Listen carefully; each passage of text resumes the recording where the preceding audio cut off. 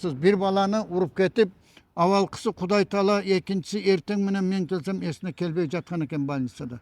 Mana meni үйдөн алып келди, kelip dem salıp antimitkenden keyin azыр al balam mınakey jakşı, eç jeri sıngan jok, eçteke bolgon jok. Bir bala kelip uşul maga taklip kıldı da. Uşunday bir meçit kursak bolboybu. Siz bir 30-40 kişiге kol koydurup berbeysiz. Mana uşu jerge kursak bolat janaga. Beşekotun pürü. Üstünen. Köprünün üstünden götkönün. Ova. Misalı janaga Bişkekte Madina bazarının janına kurduk oşunday. Oşunday kılıp kursak bolat. Bu jerden rastayanası mine azılı bir 10-15 metre. Uşul meçitti tüptölüşüne avalkısı Kuday Taala, ekinçisi biz sebepçi olup kaldık. Hiç kanday jolga teşesi jok ele jer al. Meçitke dagı jakşı bolat ele oş jerge bir stoyanka kurup koysak. Je platный кылабы, je бесплатный кылабы. Бекерли болот дем. 7-8 ay ötkөндөн кийин эртең менен эрте эшикти бирөө тыкылдатат. Анда биз этаждан да домдо турат элек. Анан чыксам эсенби, КГБ. Анан siz Абдурахман аке биз менен чогуу жүрүңүз деди. Анан Assalamu alaikum, урматтуу кыргыз элим, урматтуу менин жердештерим. Бүгүн биз Бишкек Ош жолунда жайгашкан чоң мечиттердин бири бул Нур мечити. Мына ошол Нур мечитин башынан баштап түптөгөн. Жана ошондой эле Токтогул районунун мечиттерин түптөгөн. Ыйманга чоң салым кошкон. Мына Абдурахман ажикеме келип отурабыз. Мына бул мечиттин кандай курулган, кайсыл жылы курулган, жана ушул жалпы эле мечиттердин түптөлүшү жөнүндө ажикемен 1-2 ооз сөз угабыз. Жүрүңүздөр анда. Ассаламу алейкум. Ва алейкум ассалам ва рахматуллах. Рахмат ушинтип биз чакырганда келип бергениңизге. Мына бул Бишкек Ош жолунда жайгашкан Нур мечитин көп адамдар айтат да, ушу сизди эң алгачкы салымдарын кошкон, анан Токтогулдун ыйманына дагы, мынакей динге дагы чоң кызматын кылган деп айтат. Өзүңүздүн оозуңуздан угайлы дедик эле. Ушул мечит кантип жаралган, кандай кыйынчылыктарды басып өткөнсүз, өзүңүз бир айтып берсеңиз. Hop, assalamu alaikum ve rahmetullahi teala ve berekatuhu. Hurmatlı Müslüman bir tuğanlarım. Emi bardık maktolar, yaratkan calgız Allah Teala'ga olsun. Salam salavatlar, Peygamberimiz Muhammed Mustafa sallallahu aleyhi ve sellem ve salam cana salavatlar olsun. Buna sizlerden kelgeninizlerge çoğun rahmat istep bizde. Emi bul suravatkanınızga cevap, uşul meçitti tüptölüşüne avalkısı Kuday Taala, ekinçisi biz sebepçi olup kaldık. Sebebi ar bir nersenin bir sebebi oladı eken. Birinciden uşu jolda keletkan insanlardan baya suranışı, ekinçisi uşu jerde manarik jer öte kooptu jer bolgondugu üçün köp degen jaş baldar bu jerde kaza bolup kaldı. Avariya oldu maşineler. Kuday'dan tutmuş günü desem жалган bolup kalışı mümkün. Şu bir ayda 2 jolu, 3 jolu şu yerde kırsık bolat ele. Her bir kırsıkta birden 2'den kişi kaza bolat ele. Joldun boyu hazır trotuar bolup kaldı. Trotuardın ubagında jalan ele estelikке tolup ketken bu jer. Kündördün birinde anda men sentralni meştilem. Oşol boydu. Şu jerde esi bolgon Turdumanbetov Joldoşbek aka degen kişi var ele, deputat. Жогорку Советтин. Ошо кишиге кеңеш кылып сурадым. Şu жерди бербейсизби? Ошо Алла Тааланын ыраазычылыгы үчүн ушул жерге bir мечит куралы деп. Bu жер өзү как раз ошол убакта bir талашып экен, 2 киши талашып калган экен bu жерди. Анан кийин алар эки кеңешип, анан кийин мейли деп, анан Кудайдын үйү болсу деп ушул мечитти анан кийин макулдугун берди. Ошо мечитти ошо жеринен баштап анан биз курдук ушуну. Ажикем, бул мечит өзү канча орундук, анан жылдарын айтып берип койсоңуз, кайсы жылдары сиз ушул түптөдүңүз эле, анан элдик салым барбы, же жеке ишкерлер тарабынанбы, же мамлекет каржылады эле, анан эгер мүмкүн болсо мындай басып, кичине шарттарын көргөзүп берсеңиз. Шарттар кандай болгон? Эми bu жердин içindeki şartı аябай жакшы. 150 kişiге чейин батат içinde. Al bir, ekincisi буга öte köp salım koşkon kişi ошо жанагы депутат Turdumanbetov Joldoşbek agay. Jarımın oşol kişi verdi. Jarımından köbün desem bolat, 60%'dan. Al emin 40%'ın bolsa şu Araplar götürgen bunu. Anan oşa menen bul meçit kuruldu. Jakşı, Kudayga şükür.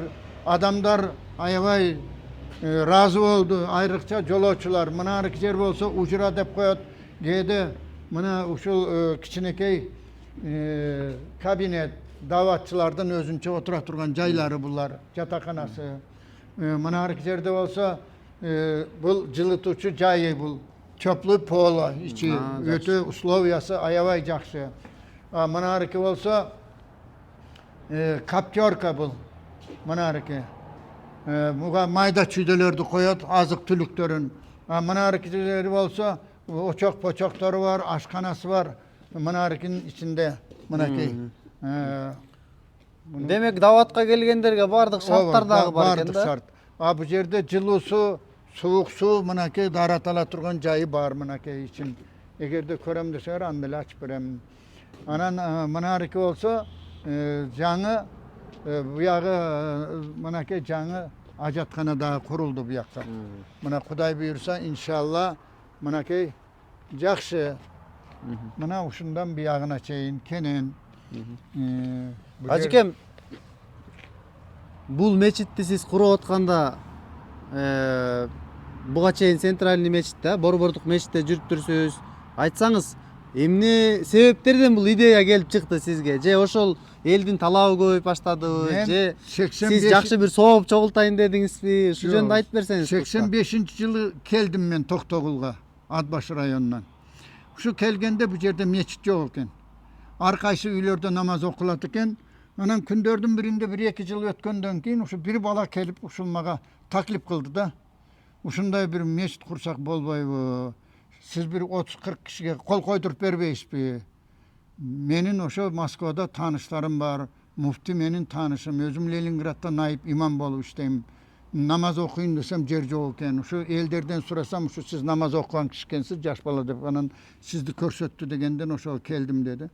Анан болуп тур деп анан мен аксакалдарга сүйлөшүп, элге сүйлөшүп, 30дай кишиге кол койдуруп, анан кийин бердим. Берип аны эсименде чыгып кетиптир ал. Арадан бир 7-8 ай өткөндөн кийин эле эртең менен эрте эшикти бирөө тыкылдатат. Анда биз этажтанда домдо турат элек. Анан чыксам эсенби, КГБ. Анан сиз Абдурахман аке биз менен чогуу жүрүңүз деди. Анан кийин барып кабинетине баргандан кийин биринчи эмне болуп кеткен деген ой кетет экен инсанда. Анан баргандан кийин күлдү өзү. Сиз коркпой кандай Рыжковго арыз жаздыңыз деди. Рыжков анда совет министр жанагы. Мен айттым, мен жазган жокмун эч кандай арыз дедим. Анан кийин жанагы папкадан алып чыгып туруп эле арызды мына аркинде көрсөтүп, мына сиздин колуңуз бу деди. Карасам баягы кишилердин тизмеси туруп, о менин колум дедим. Анан башына менин атыман анан ага арыз жазып тура ал бала. Демек түптөлүшү ушинтип түптөлүп калды. Түптөлүшү ошондон түптөлүп калды. Анан кийин Бекмамат Осмонов анда биринчи секретарь эле.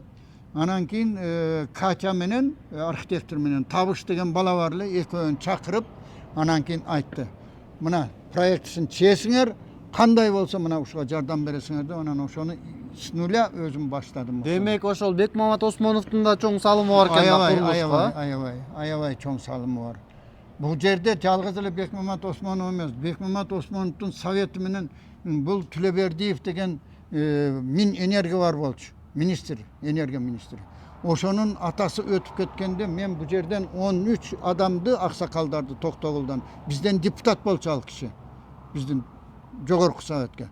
Анан мен 13 адамды баш болуп туруп алып барып, ошо жерден анан биринчи каражатты ошо кишиден сурадым. Ошондо 100 000 сом акча кошкон ошого. Анан кийин дагы башка иштерди кылды. Кийин ал дагы үйдө алып берди. Кийин ал үйлөрдү башка имамдары сатып жок кылышты окшойт ошол. Анан ал жакта курулуштар бүткөн соң, анан бул жака акырындан Нур мечитке өзүңүздүн кандай бир салымдарды кош баштадыңыз. Ооба, аякта баягы курулуп бүткөндөн кийин уже адамдын саны көбөйдү. Эми динге толду. Ал бир арадан бир 15-20 жыл өткөндөн кийин, анан кийин бул эл батпай, эшиктерге батпай калып атканда жаан чачын болот экен, суук болот экен. Анан кийин ойлонуп, анан ушу жерден анын үстүнө экинчи себеп мына жолдун боюнда Күнüge avariya bolot ele bu yerde. Бул жерлерде Токтогул шаарында жума намазы окулган экинчи мечит экен деп мен ушу көп угуп калдым да. Анан бул жерде бир аз коопсуздук катаалыраак экен. Өзүңүз бир уккан болушуңуз керек. Жакында бир жаш бала сүзүлүп, бул жерде бир аз шарттар болбой калган учурлар бар экен да. Муну ошого айтсаңыз өзүңүздүн бир акыл кебиңизди, ушул коопсуздук чараларына кандай бир чараларды колдонсок болот? Дегиз эле ушул коопсуздукка оюңуз, ой пикириңиз кандай? Менин ой пикирим аябай эле дурус. Бу жердечи мен жакшы эле буга аракет кылып, ушу жерде Кудай буйруса, эми мынарки азма ден соолук жакшы болбогондо мен тияка жете албай атам жана чоңдорго кирип айтканга. Мынарки жерге бир пешеходный бир переход кылыш керек эле мынарки жерде. Үстүнөн өтө турган, ооба. Биринчи. Себеби дегенде мына өзүңүздөр көрдүңүздөр, бу жерге ызнактарды койсо дагы кээ бир шопурлар ал ызнакка карабайт экен ал. Карабай мына жакында болгон окуяны уккандырсыз. Бир баланы уруп кетип, авалкысы Кудай Таала, экинчиси эртең менен мен келсем эсине келбей жаткан экен больницада. Мына мени үйдөн алып келди, келип дем салып антып минткенден кийин азыр ал бала мынакей жакшы, эч жери сынган жок, эчтеке болгон жок. Себеби эмне? Алла Таала өзүмдүн үйүмдүн жанында өзүн сактайм деген хадис бар бул. Мынакей ушундан бул болбосо ошончо катуу келип урган, силер видеосун көрсөңүздөр, сенде бар болсо мынакей тартарсың, үстүнөн түшүп туруп баягы жерге түшкөн. Баланын только мынарки бети, мынарки жактары аябай эзилген. Ну мына Кудай буйрса мынакей жакшы болуп кетти. Бишкекке алып барып айыктырып келишти окшойт. Ал тууралуу мына. Негизи ажыкем бул жакта мурунда эле ушундай автокырсыктар катталып, Эми ооба. ошо жөнүндө бир айтып берсеңиз, кандай болчу эле буга чейин абал? Бул мечит курулбастан мурун Кудайдын куттумуш күнү ушу жерде кырсык болот эле. Мына ушу жерден. Мынарки спускадан баштап тетиреки жаңы жолдун поворотуна чейин. Канчалаган өлүм житим болот эле бу жерде. Ошого менин жүрөгүм ушул аябай өйүп жүрдү көпкө чейин.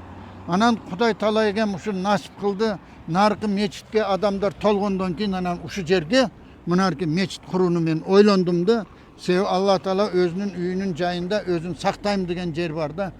Анан ошо менен мына өзүңүздөр көргөндөй, мына мени ар бир жумада 2-3 жолу мына азыр пенсияга чыккан милициялар, азыр жаш балдар билбейт мына, алар билет. Мына мен барып түлөө кылып Куран окуйт элек. Мынарки жер тротуар жок жер, ошо тротуардын нар жагы тетирек жакка чейинки жер бүтүн эле эстеликке толуп кеткен бер. Өлө берип. Анан кийин бул мынакей качан ушу мечит курулуп бүттү, Кудай Таала ген мынакей бир да кырсык болбой атты эле. Мына жакында болгон окуяны азыр айтып бердим, мына жаш бала тууралуу, кичинекей бала. Мектептен келатып, эми пешеходный периодтон өтпөй мынарки жерден өткөн экен, аны келип туруп бияктан катуу келаткан машина уруп, баланын үстүнөн түшүп, бирок бала аман калды. Алла Таала сактайм десе, оттун ичинде пактаны сактайм дейт. Мына ал бала аман калды мынакей. Эми сиздерге рахмат, мынаркиндей иштерди кылып атасыңыздар. Мына ушуну эл көрсө, эл деле туура түшүнөт. Мынарки жерге мына ушу жерге курсак болот жанагы пешеходный переход. Үстүнөн. Көпүрөнү үстүнөн көткөн. Ооба, мисалы жанагы Бишкекте Мадина базарынын жанына курдук ушундай. Вот ошондой кылып курсак болот. Бу жердин расстояниясы эмне аз эле бир 10-15 метр. Аны бир паста эле куруп койсо болот. Бизде эле эл журт бар. Азмаз мэриядан жардам берсе, биз өзүбүз берсек, аны ал жагындагы өзүбүз кайрылабыз. Мына бизде эле мечиттен мынарки акимчиликке, мэрияга андан суранабыз. Рахмат ажыкем, рахмат. Ушинтип сизге окшош мындай мекени үчүн, ыйман үчүн ушун салым кошуп атса эми кантип биз дагы сүйүнбөйбүз. Албетте мэрия да жардам берет. Ажыкем, баары бир могул жерде 5-күнү жума намазы окулганда машиналар аябай көп келет. Анан уна токтоочу маселелер боюнча айтсаңыз да, бул жакта дагы орундуктар бар экен. Анан жанагы мечиттин даараткана жагын көргөзбөдүңүзбү? Анын артында да бир орундуктар бар экен. Ушул боюнча дагы бир ой толгозок болобу? Депутат катары мен сизге бир кайрылайын деп жүрдүм эле, өзүмчү. Кандайча дегенде сиз тетирек жакка бир аз маз эмне коесузбу деп. Мынарки жер муниципальный жер болгондон кийин, мамлекеттин жери болгондон кийин ушул жерде бул эч кандай жолго тиешеси жок эле жер. Ал мечитке дагы жакшы болот эле ошол жерге бир стоянка куруп койсок.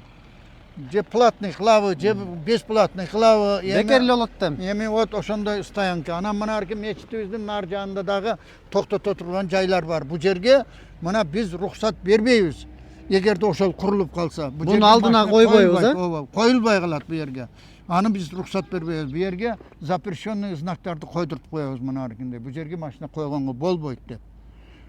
Эми Кудай буйруса, эми ушуну силер да колго алып, биз да колго алып, эптеп ушул ишти жасап койсок, Аллахтын ыраазычылыгы үчүн. Аябай ыраазы болот. Ошон үчүн Аллах субханаху ва таала Кур'ан-ы Каримде айтат: "Астабизилля, фаман ямал мискала зарратин хайра ярах, ва ман ямал мискала зарратин шарра ярах" дейт. Кимде ким кыпынчалык сооп ишти кылса, мен аны көрүп турам дейт Аллах таала. Кимде ким күнөө ишти кылса, аны да көрүп турам дейт. Ошон үчүн биздин кылар ишибиз мусулман баласы болгондон кийин бири-бирибизге иннамал мукминина ихватун дейт. Бардык момун мусулмандар бири менен бири бир тууган дейт. Мечит бириктире турган жай болгондон кийин баягы билек башка, манжа бир дейт. Баарыбыз бириге турган болсок, бир жол менен бассак, бир тилек менен кылсак, бардык иш бүтөт. Жалгыз эле бул мынаркы мечиттин иши эмес, биздин районубуздун ичи деле өзгөрөт эле. Мына депутат катары мага да айтып атасыз, бир жакшы дуаларды берсеңиз, ушунун алкагында сиз дагы кеп кеңешиңизди, мына бул жакка келген жааматтагы жалпы момун мусулмандар, бизди көргөн жердештерибиз баарыбыз, эгерде сиз айткандай баарыбыз бир ынтымакка муюзак, бунун баары ишке ашып кете тургандай экен. Анда бир жакшы дуаңызды бериңиз, андан ары иштерди дагы Кудай буйруса вакыттын жүрүшү менен ашырайлы. İlahi amin. Elhamdülillahi Rabbil alemin. Vel akıbatu lil muttaqin. Ve salatu ve selamu ala Resulina Muhammed. Ala alihi ve ashabihi ecmain. Allahümme Rabbena taqabbal minna inneke entes semiyul alim. Ve tub aleyna ya Mevlana inneke entet tevvab rahim. Ve ahdina fiqna ilal haqqi ve ila tariqi mustaqim. Ve bi berakatil Kur'anil azim. Ve bi hurmat min ersaltehu rahmeten lil alemin. واعف عنا يا كريم واعف عنا يا رحيم واغفر لنا ذنوبنا بفضلك وكرمك يا أكرم الأكرمين. Ey Ceratkan Allah, el yurtka tınçılık ver, el yurtu aman kıl, el yurtun katarında la ilahe illallah Muhammed Resulullah diye Muhammed Mustafa sallallahu aleyhi ve sellem de Müslüman ümmetlerin aman kıl. Oşon üçün bizdin Kırgız yurtçuluğuna tınçlık, amandık ver, hatırcamdık ver, oşulardın katarında toktogul önüne, ırıskı, bereke ver. Sizlerde yaşlardın önügüp, ösüp, uşul bizdin elibizge, yurtubuzga hizmet kılıçı, alık, sağlık, baktılı, talaylı, imanlı, ırıskışıklı bir özüne ibadat kılıçı insanlardan boluşunlarga Allah Teala nasip olsun. Eki dünyayız avat olsun, tapkanlarınar, ağır birinerdin, jakşılık toylarınarga buyursun. Allahümme Rabbena takabbel minna inneke entes samiyul alim. Mirahmetke ya erhamer rahimin. Allahu Ekber. Amin.